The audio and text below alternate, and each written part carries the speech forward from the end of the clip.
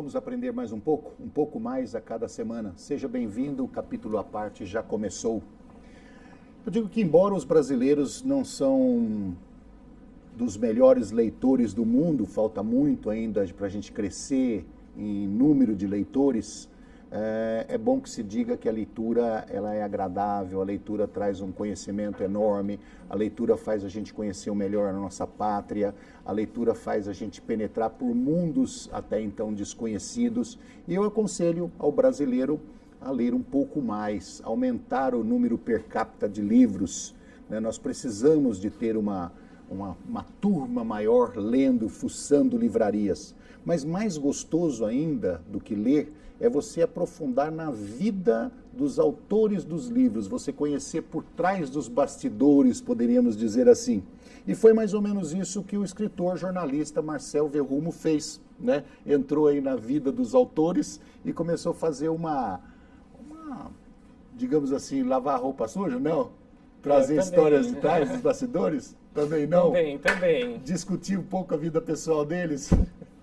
É isso que a gente vai falar sobre a história bizarra da literatura brasileira com Marcel Verrumo, que entra na vida pessoal e na vida, digamos assim, profissional de muitos autores brasileiros e nos traz uma cultura maior, poderíamos dizer assim, né? Porque conhecer a vida deles faz com que a gente fique íntimo dos livros. Faz você conhecer um outro lado, né, sobre quem fez a literatura brasileira. A questão é que, muitas vezes, em sala de aula, ou muitas vezes no dia a dia da literatura, os escritores eles são apresentados de uma forma muito engessada, muito distante da realidade. E parecem seres, assim, intocáveis que não viveram dentro de um período histórico. Eles são personagens. Eles são personagens. E o que o livro faz, personagens muitas vezes distantes do dia a dia do brasileiro. E o que o livro faz é trazer esses escritores, esses literatos, para próximo do leitor e mostrar que, no período em que eles viveram, eles também viveram uma série de curiosidades, uma série de fatos engraçados, trágicos, e recontar a história da literatura brasileira a partir desses fatos. Marcel, antes de começar o programa, eu falei para você que eu não gostava de programa engessado, né? Sim. Você viu como é que nós começamos? Começamos de um jeito leve. Não, começamos falando tudo e eu não cumprimentei você, tudo bem? Tudo bom. É assim que é o programa, não é engessado. Fala assim, olá, tudo bem? Bom você estar aqui. Mas eu gostei bastante dessa curiosidade sua, óbvio que você deve ter lido aí centenas e centenas de livros e outros milhares fuçado, dando uma paginada para ver aonde você ia encontrar curiosidades.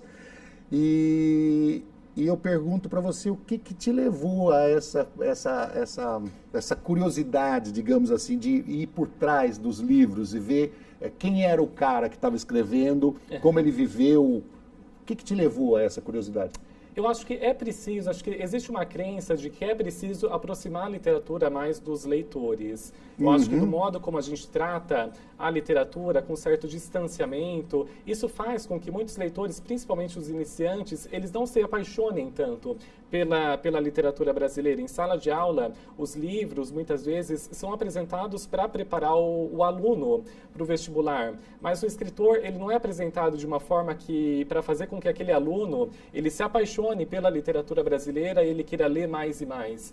Então, acho que o livro ele funciona muito, essas histórias elas funcionam muito como uma porta de entrada para trazer mais escritores, para conhecer as nossas letras, os nossos escritores. Por exemplo, a gente estuda muito Machado de Assis dentro da sala de aula. Sim. Mas a questão, poucos sabem que o Machado de Assis, lá no século XIX, ele descobriu uma doença psiquiátrica antes de qualquer cientista descobrir essa doença. E ele retratou em um livro. Então, um caso clínico que seria registrado lá na década de 80 do século XIX, ele lá na década de 60, ele já fez um conto falando sobre isso na literatura dele.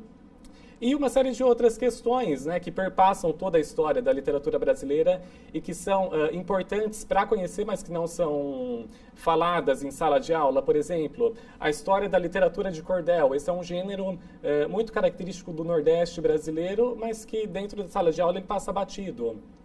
ou a história dos primeiros livros eróticos brasileiros, que eles começaram lá no século XIX, ajudaram muito na popularização do livro, mas que também não aparecem em nas aulas de literatura. A mesma coisa da literatura de ficção científica. Mas você concorda comigo que, assim, os autores contemporâneos, esses novos de agora, eles têm um outro tipo de forma de escrever, certo? Mas os antigos, como Machado de Assis, José de Alencar, a Gonçalves Dias, Álvares de Azevedo, Olavo Bilac, esse pessoal, ele tinha uma forma de escrever, assim, uma literatura muito... português muito rígido, português muito... o que eu poderia dizer? Não era leve e solto, era aquele português arcaico, né? Que fica difícil a leitura. Por exemplo, Dom Casmurro. Dom Casmurro é um livro que todo mundo que pegou para ler ficou com ódio do autor, né? Ficou morrendo de raiva, e um livro que depois, no final, você fica com uma dúvida, um ponto de interrogação do tamanho do mundo, né? Que o Dom Casmurro foi traído ou não foi traído? Foi traído ou não foi traído? Mas é uma história difícil de ler, difícil de entender. Isso você acha que afasta os leitores? Essa questão da dificuldade é algo que eu acho que é muito característico de cada momento histórico, né? Cada momento histórico, cada período literário tem uma linguagem, tem uma forma, né, de comunicar algo. O que acontece é que a partir dos modernistas, lá na década de 1920, toda essa rigidez da literatura tradicional, que até então os livros eram escritos, isso é quebrado, e os modernistas eles propõem que, a partir de então, a literatura ela se aproxime mais do povo, né? Tipo, que você comece a escrever mais de uma forma que representa a oralidade, por exemplo. Isso fez com que, com o tempo, a literatura ela ficasse mais acessível, ela saísse desse status que na literatura tradicional tinha um pouco afastado, e ela se aproximasse mais dos leitores. Então isso não é algo só de hoje, mas é algo que é um legado que os modernistas lá da década de 20 vem deixando, e que foi se tornando mais realidade, né? De livros mais palpáveis, mais acessíveis. O que dá a impressão é que, por exemplo, você lê esses livros onde eles usam o português com toda a sua plenitude, vamos colocar assim, né? Os verbos, uma colocação diferenciada do normal, do que a gente fala, assim, no dia a dia, dá a impressão de que esses homens, eles tinham uma postura e falavam, né, da mesma maneira que escreviam, e viviam reclusos, quase que intocáveis, dá uma impressão de ser personagens assim que você praticamente não tinha condição de chegar próximo deles, e isso dá um afastamento. O que você faz? Nesse livro você traz esses personagens e fala assim, olha, eles não eram isso, né? Eles eram homens comuns, que bebiam a cachaçinha, né? Que iam ao circo, que andavam pela rua, que tinham filhos, que dava uma trupicada na calçada, quebrava o dedo, quer dizer, um homem comum. Sim. Que comia arroz, feijão, chuchu, que torcia para a Portuguesa, certo? Alguns torciam para o Corinthians. E você mostra isso, mostra o lado comum disso. Pergunta vem, você acha que a partir do momento que um jovem, lendo o seu livro, conhecendo que esses grandes autores, eles eram homens, pessoas comuns, mas simplesmente pegavam uma caneta e se tornavam outros, você acha que os jovens vão se interessar mais para ler o livro deles? Sim, acho que a ideia do livro é essa, né? Tipo, é a partir do curioso trazer mais leitores, não só os jovens, mas os leitores de todas as idades, talvez trazer eles mais para próximos da nossa literatura. E, tipo, ao longo do livro, eu faço uma série de sugestões de leituras para quem quiser conhecer da obra daqueles escritores.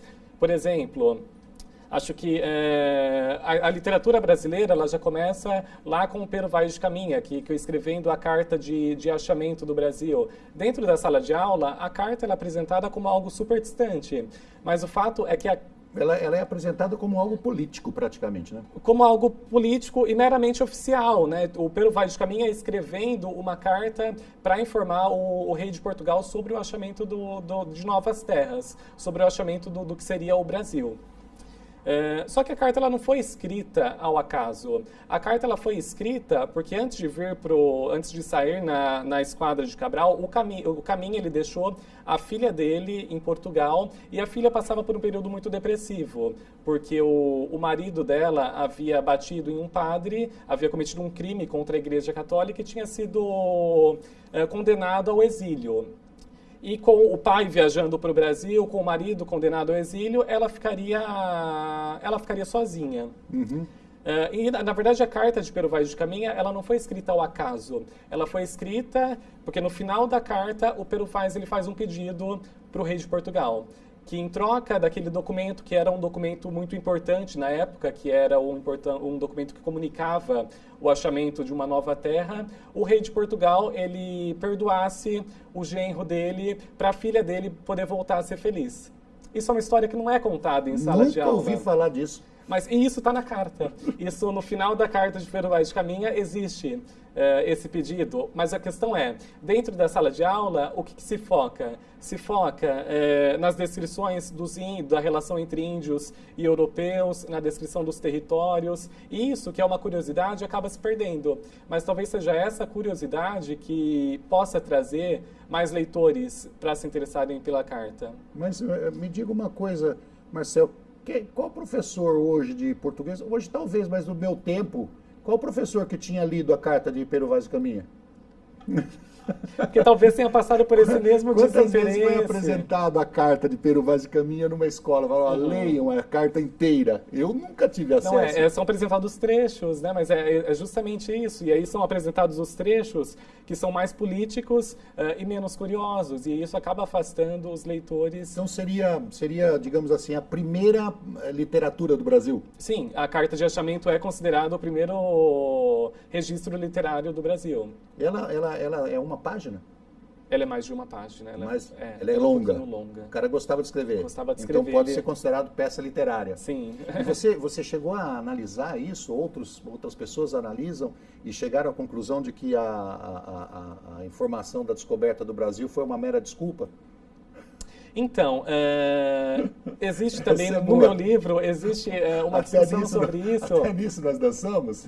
O descobrimento do Brasil foi uma desculpa para pedir perdão para o G? Não foi uma desculpa, mas uma das grandes polêmicas assim, da carta de Pero Vaz é que a carta, tanto a carta de Pero Vaz, assim, o Pero Vaz ele escreveu a carta, mas ele não foi o único a escrever a carta informando para o rei de Portugal sobre o achamento. A dele acabou se tornando a mais conhecida, mas uma série de outras pessoas, uma série de outras pessoas da tripulação também escreveram.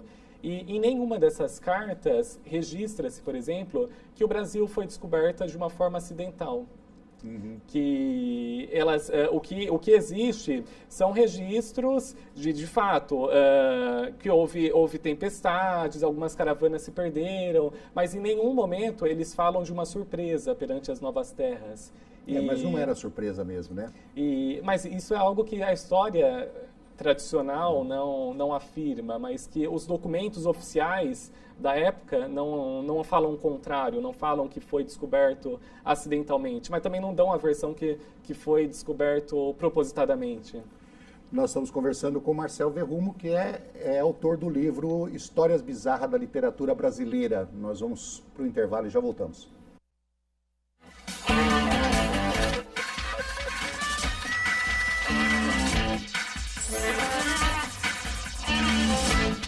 Estamos de volta com o programa Capítulo à Parte, hoje com um papo super agradável com o escritor Marcel Verrumo, que fez o livro História Bizarra da Literatura Brasileira. E o Marcel, ele faz um apanhado de 500 anos de literatura brasileira e que conta assim que é quase que impossível na escola o pessoal abordar 500 anos de literatura.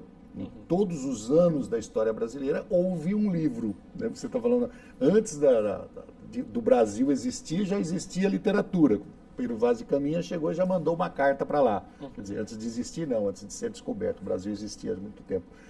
Então, como é que você faz uma análise desses 500 anos, já que, por exemplo, em 4 ou 8 anos de escola, os professores não têm condição de fazer uma abordagem de toda essa literatura, toda essa vastidão de livros que existe por aí.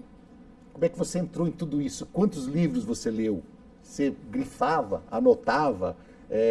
Como é que você descobria que tinha uma parte bizarra do livro? Como é que foi essa pesquisa? Não, foi muito livro. O trabalho ele se deu assim muito de estudando, por exemplo, estudando os livros, lendo, fazendo a própria leitura dos livros, mas também estudando muito do que já havia sido pesquisado sobre o livro. Então, muitas teses, muitas dissertações, estudos realizados em universidades sobre os livros, matérias publicadas em jornais, em revistas, documentos secundários do período em que aquilo foi publicado, porque muitas vezes existe algo no livro, mas a curiosidade sobre a escrita daquele livro, ou sobre a curiosidade daquele escritor, por exemplo, está lá no jornal do século XIX. Já tinha um crítico na época que publicou alguma coisa e você foi lá e pensou aquilo. Então foi necessário assim fazer uma leitura do documento oficial, mas também dos documentos que estavam ao redor do livro. Eu acho que na escolha do tema, assim, dos temas, né, são muitos anos, né, tipo são 500 anos, é muito livro, é muito escritor, e o livro ele tem 50 capítulos. Então é necessário selecionar muito bem o que entra e o que não entra. Eu acho que foi muito... Os grandes escritores, eles necessariamente tinham que estar, mas além desses grandes que a gente já vê na escola, Clarice Lispector, Drummond, Machado de Assis, Guimarães Rosa, eu também quis focar um pouco naqueles que não estavam na escola, mas que foram importantes para um período histórico, né, na história da literatura brasileira. Por exemplo, a primeira mulher a escrever um livro. É uma personagem que não aparece nas aulas de literatura brasileira. Ela chama Nízia Floresta. Eu ia falar, quem foi? Não, ela chama Nízia Floresta e ela não é ensinada. E ela escreve um livro lá na década de 30 do século XIX, então 1832, o primeiro livro. E se você pensar que em 3 séculos, né, 3 séculos de literatura brasileira, nenhuma mulher havia escrito um livro no Brasil. E a primeira que escreve, ela é um personagem totalmente esquecido das aulas de literatura. Então, a minha ideia também foi pegar esses personagens esquecidos, mais importantes, e dar voz para eles. Por exemplo, escravo negro. Um escravo negro escreveu a própria biografia lá na década de 60 do século XIX também, ao falar do sofrimento que ele sofreu no navio negreiro, para tentar despertar o interesse da população a respeito da causa da abolição. Se usar como um personagem, contar a própria biografia para lutar pela abolição. Um personagem também essencial na luta abolicionista e que não aparece na sala de aula. Me diga uma coisa. Bom, eu vou fazer 2 perguntas, uma em seguida da outra. Para pegar todo esse ao redor do livro, com os críticos que falavam a respeito do livro, você também teve que ler o livro. Sim. Então vamos lá. Você não tem o número exato. Mais ou menos, quantos livros você leu para chegar nesse? Eu não sei. 200? Por aí, mas foi por aí. Mas existe, acho que foram 200, mas em alguns momentos foi uma leitura muito direcionada de... Você já ia mais ou menos focado naquele capítulo onde você queria pensar, queria trazer a informação sobre a pessoa? O livro original não. O livro original acho que foi necessário fazer a leitura na íntegra. Mas a questão é que eu estudo literatura, assim, eu já fiz mestrado, toda a minha vida acadêmica ela foi trabalhando em cima de literatura. Então, muitas dessas leituras elas já estavam feitas, né? Muitas dessas histórias elas não estavam escritas ainda, mas eu já sabia dessas histórias. Aí eu já podia ir direto na história em busca, porque eu já tinha um conhecimento anterior do que eu precisava. Aí 200 livros, mais tese de mestrados, artigos publicados fazendo crítica ou avalizando o trabalho, aí dá mais de 1000 tipos de documento lido para... Não sei se 1000, não contei, mas deu muito. Foi um bom período da minha vida. Agora, Marcel, a segunda pergunta que eu ia fazer é o seguinte: aonde estão esses livros, como você disse lá da história do negro, que conta a sua própria biografia, da primeira escritora brasileira? Onde estão esses livros? Por que eles não aparecem? Por que eles não reeditam? Eles estão em alguma biblioteca escondido? A gente tem acesso? Como é que faz? Esse do negro, assim, especificamente, o legal é que ele acabou de ser reeditado, acabou de sair faz um mês, mais ou menos. Existe um pessoal da Universidade Federal do Pernambuco que trabalhou, que nos 2 últimos anos, trabalhou muito em cima da obra do Baquaqua. E o nome do autor é Baquaqua. Ele era um africano. Isso. E trazido para o Brasil, e esse pessoal da Universidade Federal do Pernambuco, há uns 2 anos, tem trabalhado com a obra desse escritor e conseguiram fazer a publicação dessa obra recentemente. Isso, porque a obra precisou assim, ter toda uma adaptação de linguagem, um tratamento para apresentar o que ele estava querendo dizer naquelas linhas. E saiu faz 2 meses, então isso foi uma felicidade muito grande assim, do mercado editorial recente. Foi essa publicação do livro do Baquaqua. Agora, por exemplo, os livros da Anísia, que foi a primeira mulher a escrever um livro, no Brasil, já é muito mais difícil de encontrar. E eu tenho recebido mensagens de leitores que me encontram em redes sociais e me escrevem onde que eu posso encontrar o livro da Anísia ou o primeiro livro de ficção científica nacional. E aí o caminho ou é nas obras raras da Biblioteca Nacional ou em sebos. Você cita algumas contradições dos autores. Alguém que, por exemplo, falava de liberdade, falava de coisas boas, mas era contra a escravidão. O outro era humanista, que adorava as pessoas, adorava os homens, mas foi duelar com o amante da sua esposa e morreu ali. Essas contradições são normais na vida dos autores? Elas são constantes, né? Por exemplo, a questão da abolição é o José de Alencar, que toda a literatura fala da literatura indianista, mas com o negro, a postura dele em relação ao negro era totalmente diferente, né? Ele era totalmente contra a abolição. Ele falava que a partir do momento em que ele era indianista, mas não queria liberdade dos escravos. Mas não era abolicionista, exatamente. Não era abolicionista. Bacana. E ele fala que a partir do momento em que a abolição ela fosse proclamada, o sistema cairia junto, o segundo reinado cairia junto. Quer dizer, a gente pode até perdoar porque temos que levar em consideração a época. O momento, né? Histórico. Então ele não era contra os negros, ele achava que a libertação dos escravos traria um grande prejuízo para o Brasil, certo? Financeiro. Sim, exatamente. Tá. É preciso considerar isso dentro de uma perspectiva histórica, né? Mas a grande questão dele, assim, dessas cartas que ele escreve, dessa literatura que ele faz falando da abolição, é que ele escreve cartas para Dom Pedro II. E nessas cartas, ele escreve cartas se colocando como um conselheiro, se colocando cartas que ele nem foi convidado a escrever, tipo, ele escreveu porque ele quis, mas se colocando como alguém que detém um conhecimento muito grande e que esse conhecimento precisa ser ouvido e seguido pelo rei, porque se o rei não seguisse, ele cairia. Marcel, aonde que a gente encontra esse livro para comprar? O livro está nas livrarias, acho que está nas livrarias do Brasil todo. As melhores livrarias, as melhores casas do ramo. Tá na Amazon. Certo. Então dá para comprar online, dá para comprar em lojas físicas. Tá. Indico para as pessoas que adoram ler livros e principalmente para aqueles que não adoram ler livros, certo? Leia História Bizarra da Literatura Brasileira e você vai se interessar um pouco mais para fuçar na história da literatura brasileira, conhecer um pouco mais os nossos grandes autores. Nós vamos encerrar, mas eu só vou fazer uma pergunta para você, sim e não, que sai totalmente fora da história do seu livro aqui. Está acontecendo um movimento nos Estados Unidos, alguma coisa na Europa, dos leitores sensíveis, não sei se você já ouviu falar desse termo. Já ouviu falar?